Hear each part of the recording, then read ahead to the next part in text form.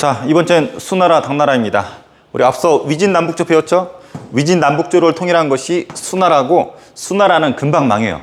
그래서 당나라까지 연결이 되는데 이 두 나라 배울 거예요. 수나라는 친절하게도 우리 공부하기 편하게 두 황제밖에 없어요. 수문제, 양제. 수문제는 과거제만 알면 됩니다. 과거제는 공무원 시험이라고 보면 돼. 시험 봐서 관리를 뽑는 건데, 우리 앞서 위진남북조 때 국품 중정제 기억나나요?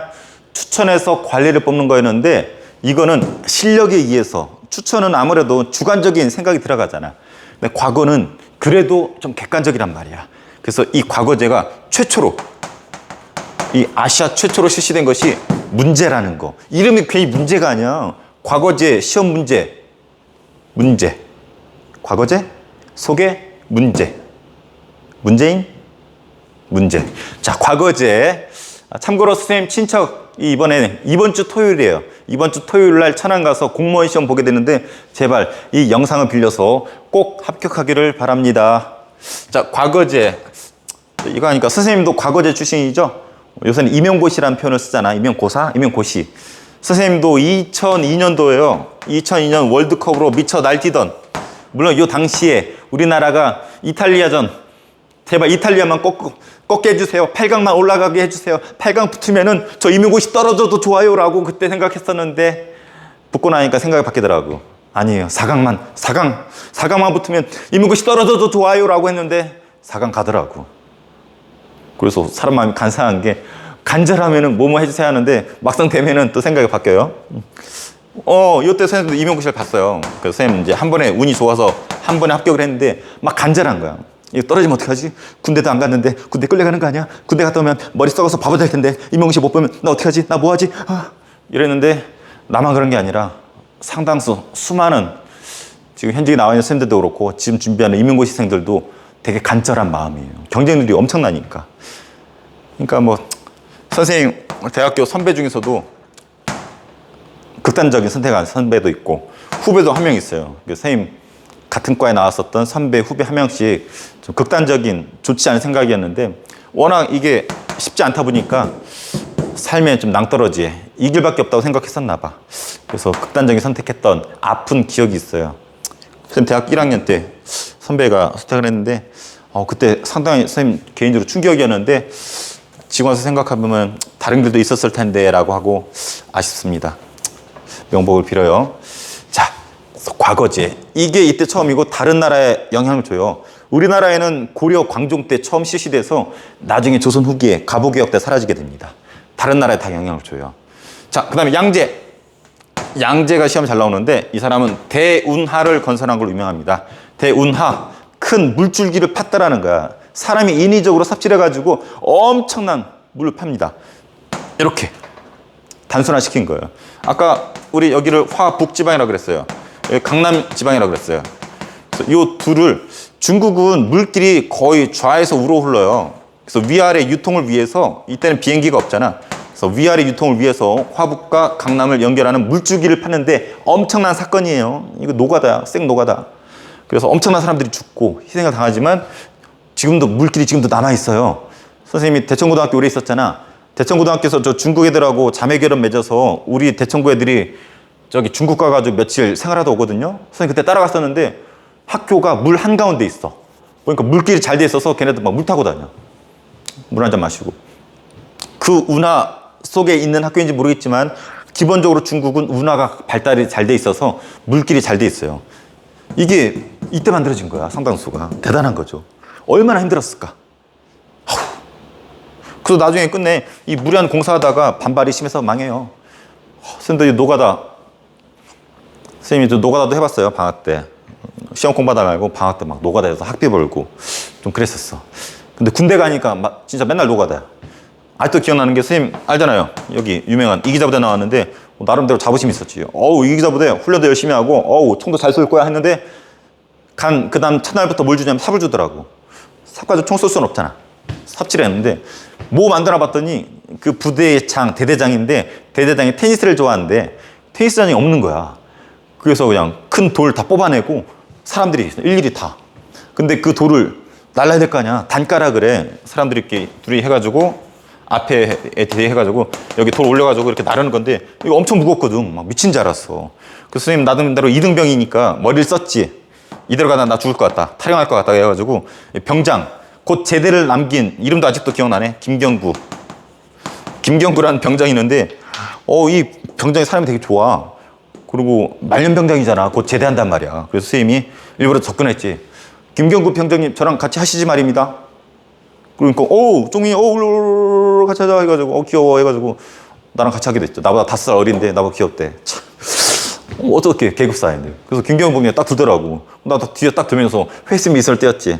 말년병장가 하니까 가벼울 거야 했는데 웬걸 김경구 병장이 뭐라 그러냐면 야 종민아 군대에서 얻을 수 있는 건 몸밖에 없는 것 같아. 이거 봐봐 해가지고 우리 이 형 하는 거 운동하자 해가지고 막 돌을 막 더 싣는 거야 막.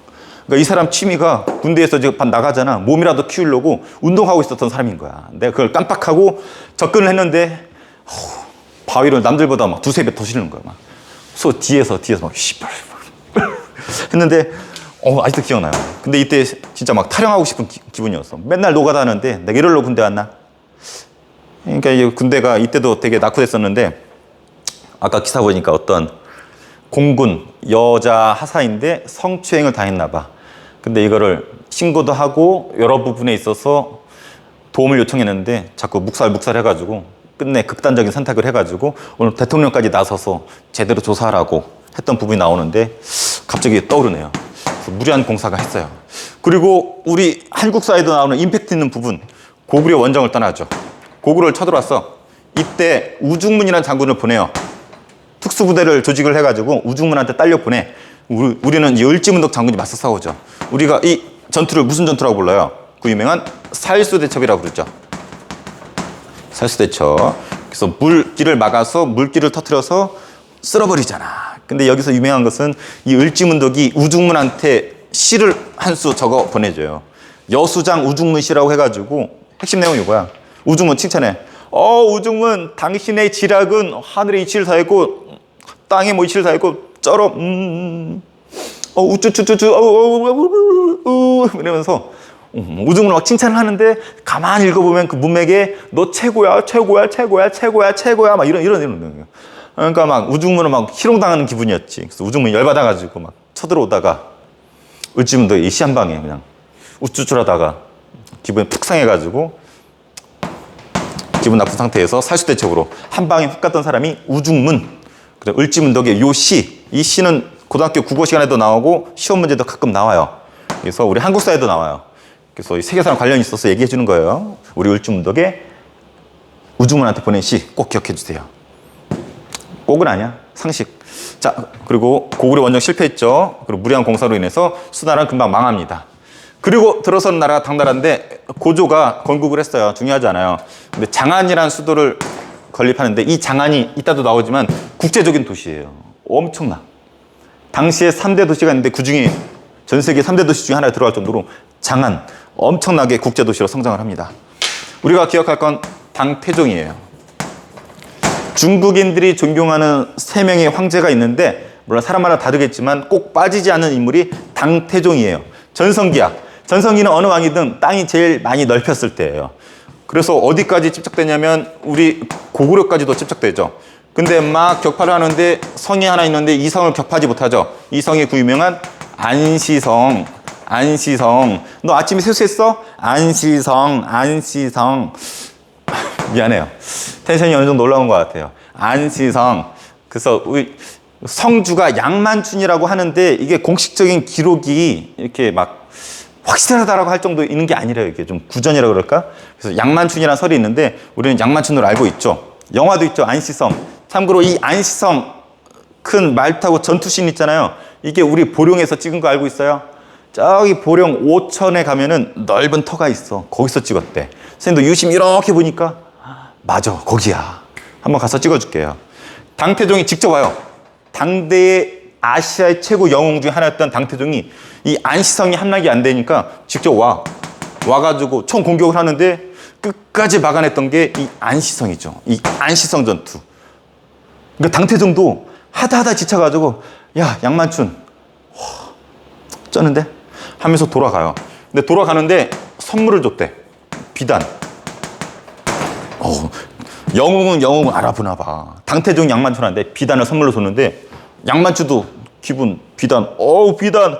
난 닌텐도, 갤럭시, 아이폰을 더 원했을 수도 있겠죠. 지금이라면. 근데 비단 그 당시 최고의 보물이거든. 이걸 받고 양만추도 가만히 있을 수 없지. 그래서 당태종이 가는데 영웅이 가잖아. 더군다나 이제 당태종 어땠냐면 얼굴 상태가 안 좋아요. 눈에 화살을 맞아가지고 눈을 날리죠. 영화 속에 나오잖아. 실제 있었던 일이에요. 약간 각색이 됐지만 당태종이 이 전투에서 눈을 잃었다라는 기록이 나와요. 그래서 눈 잃고 비단 선물하고 가는데 우리 영웅 양만추도 영웅 갔는데 가만히 있을 수 없잖아. 그래서 잘 가시오라고 이렇게 성에서 손을 흔들어 섰다라는 이런 내용들이 전해져 오죠. 근데 선생님 봤을 땐 당태종이 영웅이 나한테 또 영웅 임영웅 아니야 이렇게 막 이렇게 인사를 했다 그러는데 내가 봤을 땐 눈이 하나 다치니까 잘못 본 것 같아. 이게 아니고 잘 가 당태종 요건데 잘 가시오 이렇게 혼자만의 착각이었지 않을까. 잘 가시오 요거였는데 라고 개인적으로 항상 요 대목 나오면은 농담으로 얘기합니다. 안시성 전투의 주인공 당태종 기억해 주세요. 그러니까 우리 고구려가 얼마나 대단한 거야. 이 성 하나가 이 당대 최고의 나라를 버텼으니 더군다나 당태종 눈 날렸잖아요. 대단한 거예요, 양만춘. 자, 근데 여기서 중요한 건 이거예요. 율령을 완성했습니다. 율령, 어렵게 교과서에 표현이 되어 있는데 한마디로 법, 체제 이렇게 보면 될 것 같아요. 어떤 나라의 근간을 이런 뼈대를 율령이라고 표현하면 될 것 같아요. 너희들 수준에서는. 대표적인 게 이런 게 언급이 됩니다. 삼성육부랑 세금제도. 성이 세 개야. 나라 일을 여기서 결정해요. 황제가 있고 나라 일을 여기서 결정하고 이 결정된 일을 내려보내. 그럼 이 6개 부서에서 나라 일을 추진하는 거야. 여기는 한마디로 엔터죠, 엔터. 실행하는. 이걸 육부라고 불러요. 이 3개 부에서 나라 일을 심의하고 결정을 하면은 내려보내고 얘네들이 추진하는 거야. 교육, 국방, 건설 등등등등등. 지금도 비슷하잖아. 건설부, 교육부가 있잖아. 비슷한 시스템이에요. 삼성육부. 근데 이것이 어디에 영향을 끼치냐면 뒤에 나와요. 발해라든지 일본이라든지 주변 국한테 영향을 끼쳐요. 그래서 당나라가 중요한 이유가 이런 다른 나라의 큰 틀을 얘네들이 마련했기 때문에. 그래서 율령이 중요한 거야. 그리고 과거제 수나라 거 따라하고 그다음에 요거 세금제도예요. 균전제는 땅을 나눠줬어요. 남자들한테 땅 나눠줘서 농사 짓고 살라고. 모든 거 공짜는 없죠. 이 대가로 세금을 내야 돼.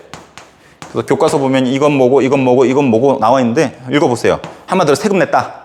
그리고 부병제는 막 전쟁하는 시기잖아. 군대의 의무를 져야 돼요. 그래서 전쟁 없을 때는 농사 짓다가 훈련도 하다가 전쟁 나면은 가서 전쟁하고.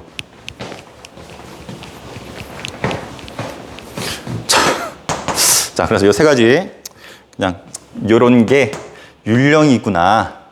여기 나오지만 요 안사의 난을 계기로 요거 싹 다 뭘로 바뀌어요. 이건 고등학교 수준이고 그건 고등학교 때 기회가 되면 알려줄게요. 선생님 만날 일이 있으려나? 나중에 영상 보세요. 있을지도 몰라요. 근데 이랬던 당나라가 무너지는 게 요 안사의 난을 계기로예요. 이건 합성어예요. 안녹산 사사명이라는 사람인데 이 사람은 특히 절도사 출신이에요. 절도사가 뭐냐면 중국이 땅덩어리가 넓잖아. 그러니까 가운데는 어느 정도 황제가 커버가 되는데 이 주변까지 다스리긴 어렵단 말이야. 그래서 절도사라고 하는 애들을 세워서 얘네들한테 권한을 줬어. 그러니까 얘네는 여기에서 거의 조그만 황제뻘 되는 거야. 그 지역의 황제. 보령 절도사가 내려오잖아. 걔는 여기에 지가 책임지는 거야. 근데 이 안녹산 사사명이 반란을 일으킵니다. 근데 분위기가 안 좋긴 해. 그 당시 황제가 현종인데 현종이 책을 보면은 똘똘했대. 똘똘이. 젊었을 땐 잘했었대. 근데 나이가 들수록보다는 나이 먹어서 사랑에 빠집니다. 뭐냐면 양귀비라는 여인을 만나요. 양귀비. 선생님 쭉 찾아보니까 현종의 아들 중에 하나가 이 양귀비를 첩으로 가지고 있었대. 그래서 아버지한테 어떻게 소개시켜줬는데 현종 이때 나이가 한 60대였거든요. 근데 양귀비가 눈에 들어온 거야. 그러니까 자기 아들이 데리고 있던 여잔데 양귀비가 그렇게 이뻤나 봐. 근데 이쁜 것도 좀 주관적인 것 같아. 상대적인 것 같아. 그걸 쭉 읽어보니까 양귀비가 지금 우리가 생각하는 그런 얼굴이 아니래요. 우리가 지금 생각하는 미인은 얼굴 좀 이쁘, 갸르스름하고 몸매 좀 날씬하고 이런 여자들 보통 좋아하잖아요. 근데 양귀비 선생님 찾아보니까 키가 한 165 되고 몸무게가 한 60kg. 약간 통통 어덩통통 너구리 몰고 가세요. 이런 스타일이래요. 양귀비가.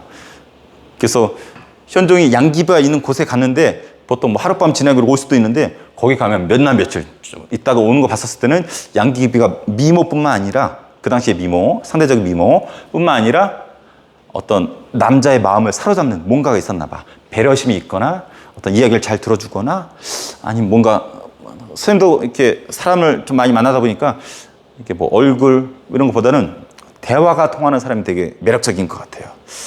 선생님도 결혼도 했지만 여자의 미모, 남자의 외모 선생님도 지금 완벽하지만 여자의 미모 물론 외형적인 게 중요하죠. 호감을 살 수 있으니까. 근데 선생님 객관적으로 봐도 이쁘다 했는데 선생님 개인적으로 이렇게 매력이 없다라고 하는 사람은 좀 이게 뇌가 좀 비어 있거나 이기적이거나 이런 사람들은 별로예요.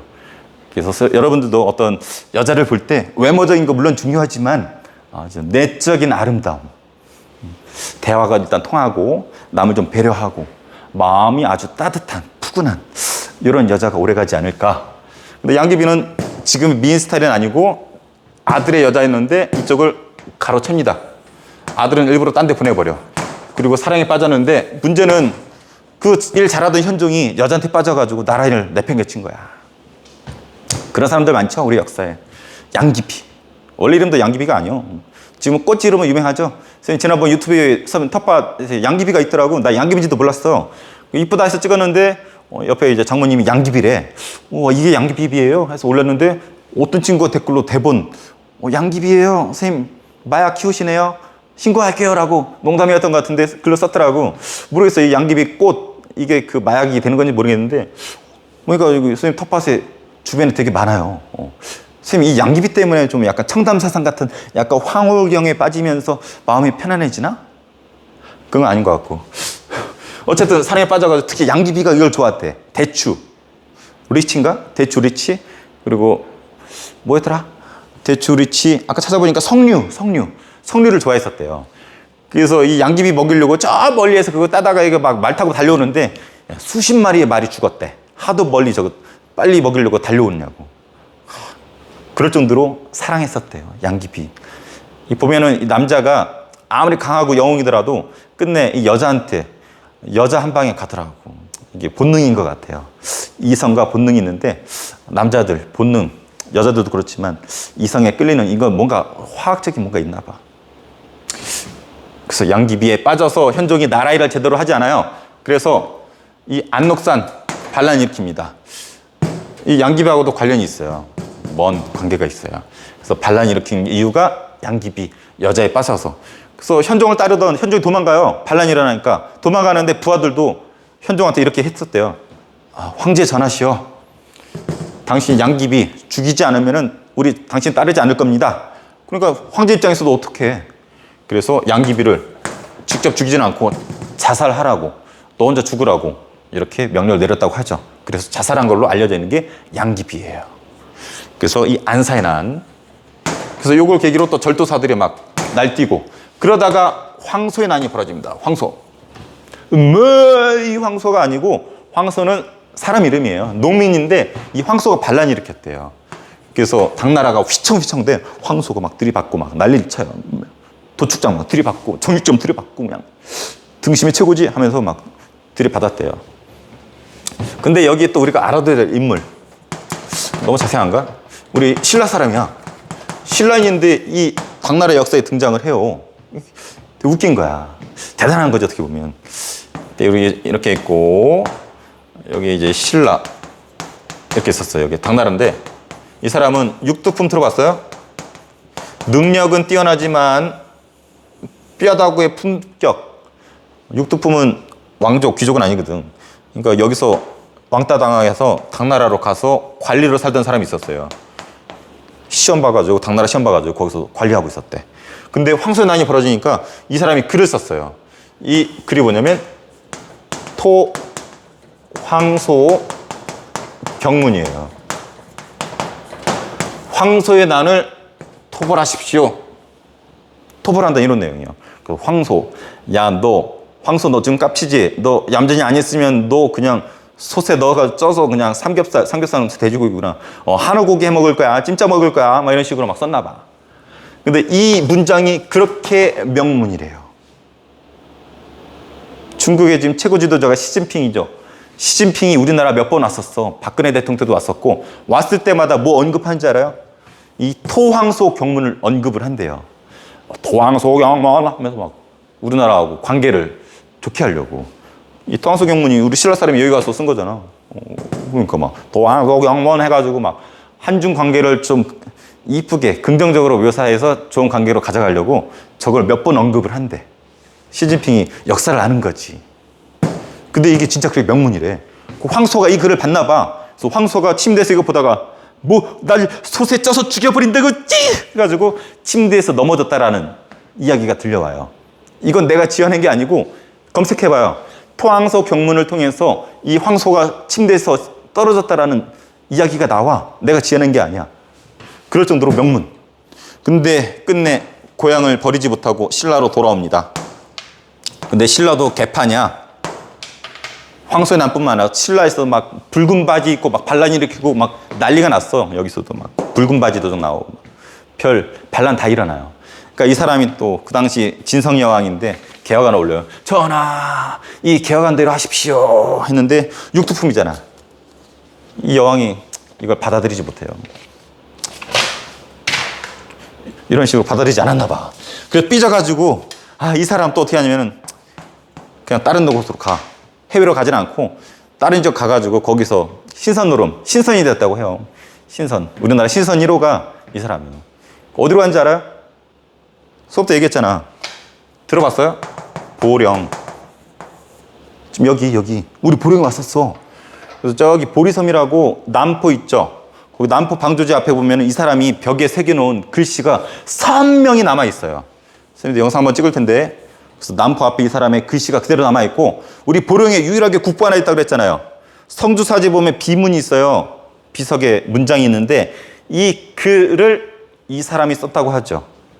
그리고 그 비석 자체가 오석, 우리 보령의 특산물 오석, 1000년이 지나도 마모되지 않는다는. 그래서 지금 그대로 남아있고 그게 국보잖아요. 그래서 이 사람이 그 유명한, 우리 교과서에도 나와요.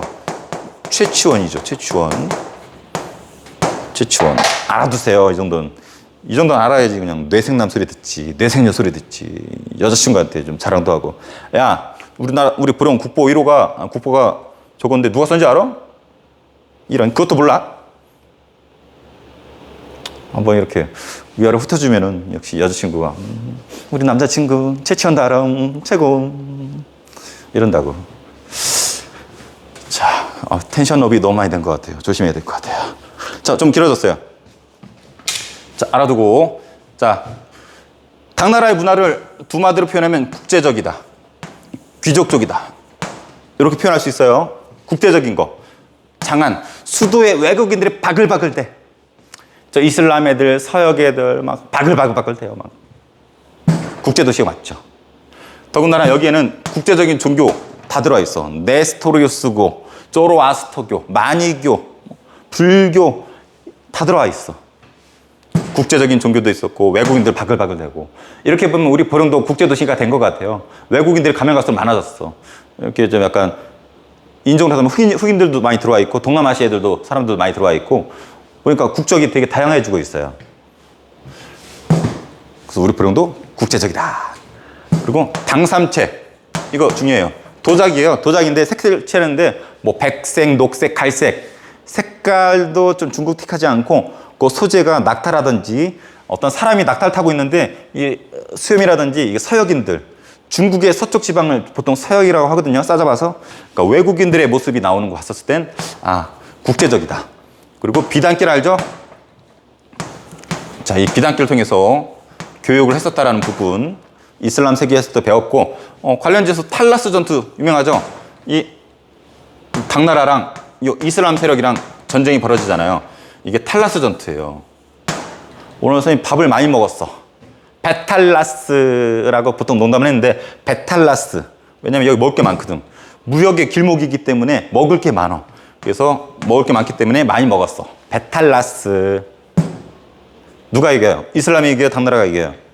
자, 이 비단길 길목을 두고서 이슬람이 이깁니다. 그러면서 당나라에서 포로를 잡아갔는데 얘가 기술자야. 그래서 이 기술자가 뭘 전해주냐면 중국에서 개발된 제지술을 전해줍니다. 종이 제작하는 기술, 제지술. 그래서 이슬람 세계에 제지술이 전해지게 된 계기, 탈라스 전투. 뒤에 또 나와요. 아바스 왕조였었죠. 아바스 왕조. 그리고 귀족족이다. 우리 위진 남북족도 귀족적인 성격이 있었죠. 똑같아. 시, 글씨, 그림. 뭐 이런 거. 특히 시가 이때 많이 발전하는데 200, 두보 이런 애들이 뭐 신선, 시의 시선이다, 시의 뭐 신이다 이런 표현까지 붙을 정도로 아주 시를 잘 썼대요.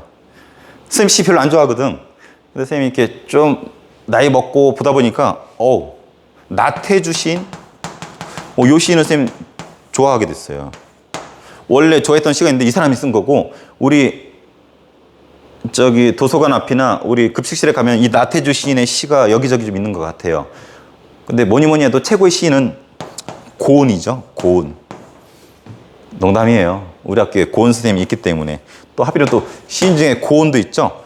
근래에 이제 안 좋은 걸로 좀 구설수에 올라서 그렇지만 나태주 시인이 유키즈 온더 블럭 유재석 나오는 거에 나왔더라고. 안 그래도 호감이 있었는데 거기 나와서 막 이야기 하시는데 초등학교 교장 선생님 출신이요. 책도 많이 쓰고 시도 많이 썼는데 시가 쌤 취향이야. 나의 취향을 저격했어. 그래서 한번 보세요.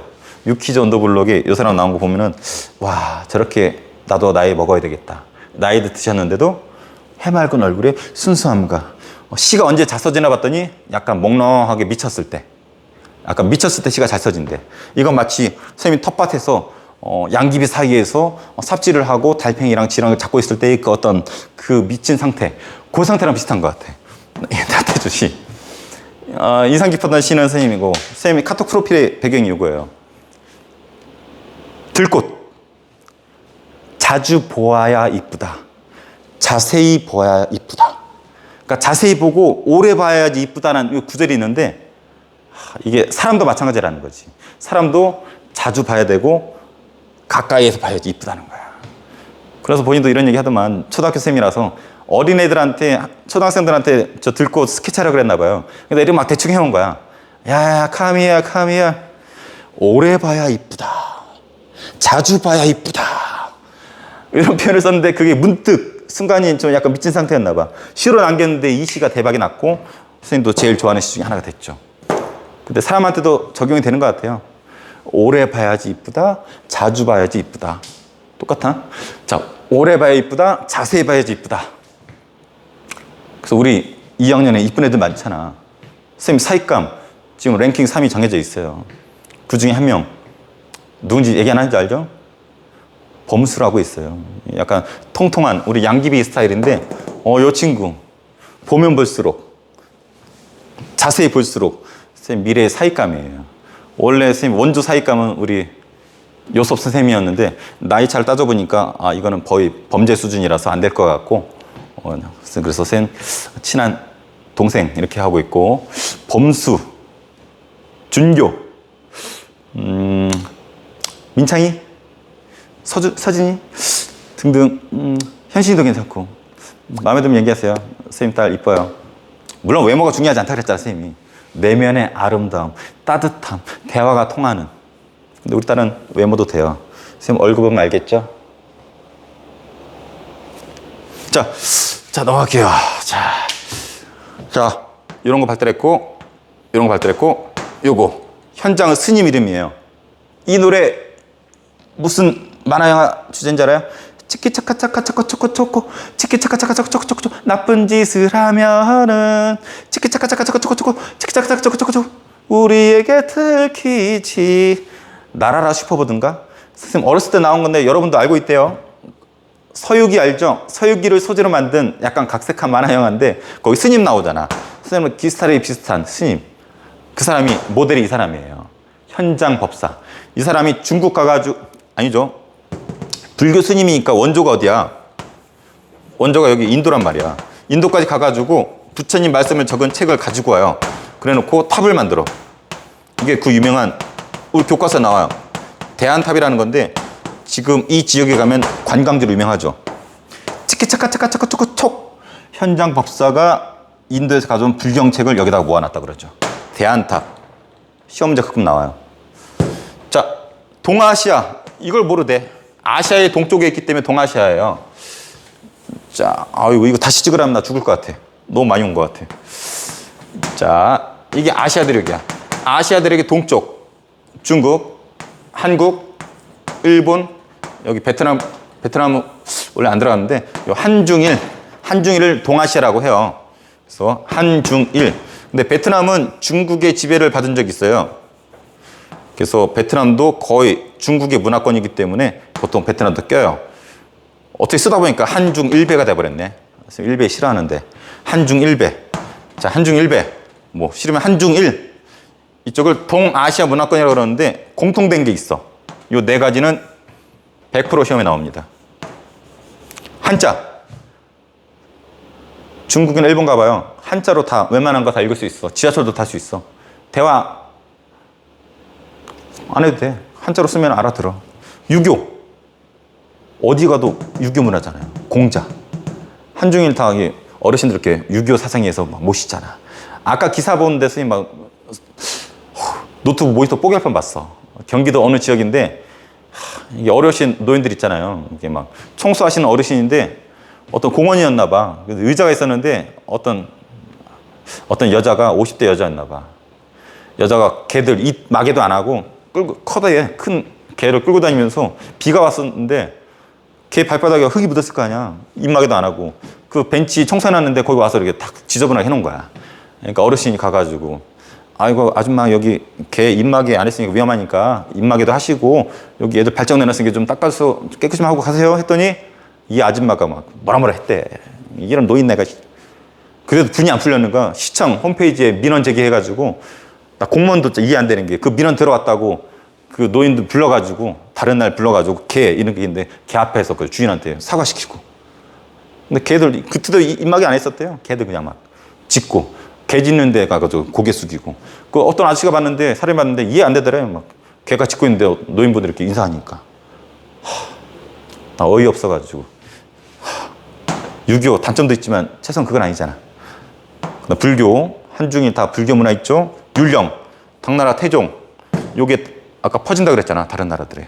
그래서 요 네 가지는 이 동아시아 국가들의 공통점이라는 거 꼭 기억해 주세요. 시간이 많이 가서도 핵심만. 수당 문제의 과거자 알아둬야 되고 양제 대운하 알아둬야 되고 당 태종 특히 율령 요 부분 꼭 알아둬야 됩니다. 그리고 안사의 난을 계기로 황소의 난을 계기로 무너졌고 국제적이고 귀족적인 성격이 강했었던 나라 당나라.